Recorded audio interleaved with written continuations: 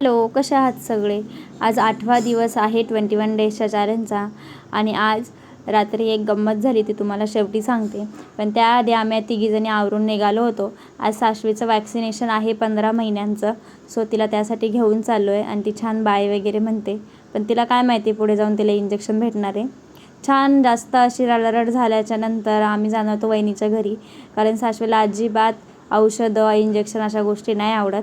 तिला थोडंसं नादी लावण्यासाठी आम्ही तिला दादूकडे घेऊन जात होतो, कारण दादू तिचा फेवरेट आहे. सो तिकडे गेल्यानंतर वहिनीने तिला छान पाणी प्यायला घातलं, द्राक्ष खायला घातली, छान ती नादी लागली. तोपर्यंत दादूने आमच्यासाठी छान मसाला ताक बनवलं होतं.